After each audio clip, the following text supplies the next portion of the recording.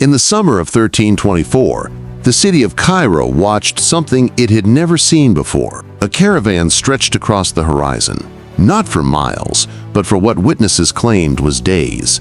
Thousands of soldiers, hundreds of camels.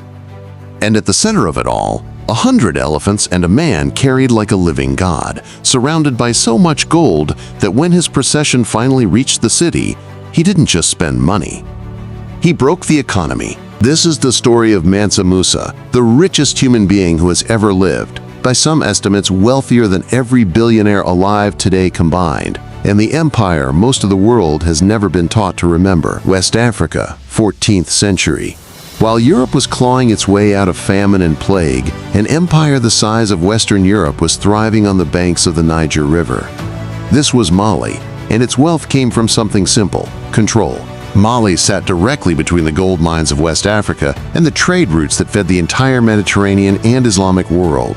Every ounce of gold moving north had to pass through Mali's hands first. By the time Musa inherited the throne in 1312, the empire already controlled almost half the world's gold supply. But Musa didn't just inherit wealth, he inherited ambition. In 1324, Mansa Musa did something no African ruler had done on this scale. He set out on Hajj, the Islamic pilgrimage to Mecca, not as a quiet act of faith, but as a declaration to the entire world that Mali existed and Mali was powerful. Arab chronicler al-Umari, writing just years after the journey, described a procession that defied belief. Thousands of soldiers and attendants accompanied Musa, along with 100 camels, each carrying 300 pounds of gold. This wasn't a king traveling. This was an empire on the move.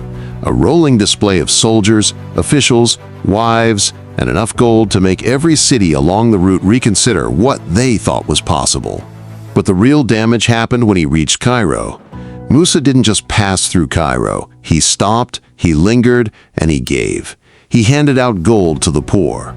He gifted it to officials. He bought goods at markets without haggling, spending so freely that gold simply stopped being rare.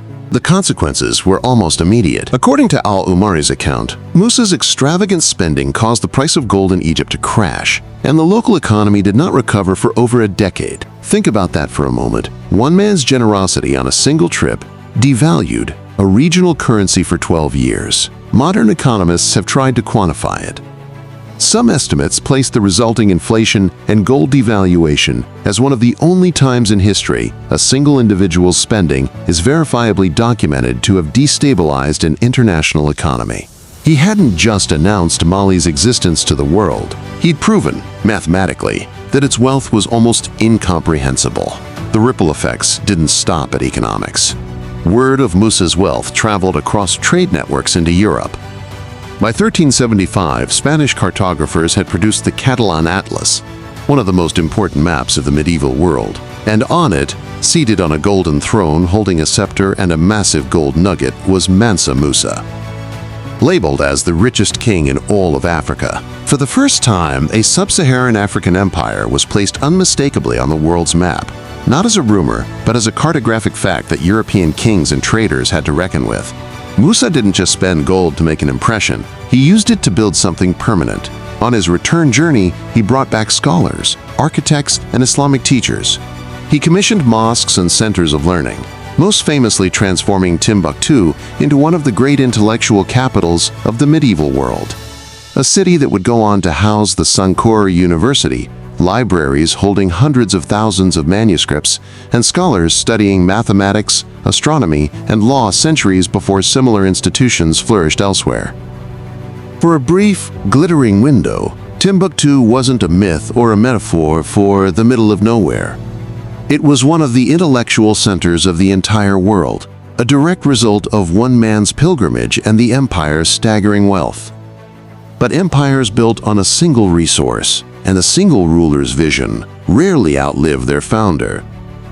When Mansa Musa died around 1337, he left behind an empire at its absolute peak.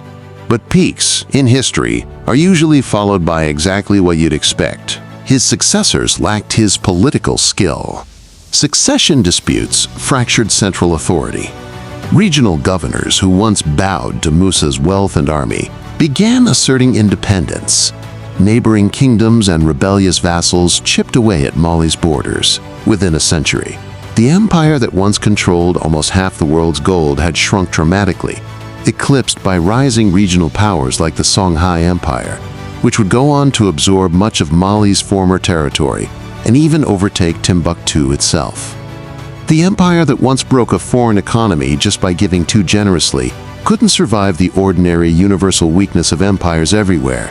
It depended entirely on the brilliance of one man. Mansa Musa never conquered Rome. He never fought a battle history remembers. His legacy isn't written in famous wars. It's written in gold prices, in a Spanish map, in the ruins of a university in the Sahara. He is, by most calculations, the wealthiest individual in recorded human history, richer, in real terms, than Bezos, Musk, and Gates combined. And yet for centuries, most of the world forgot his name. This is why the story matters.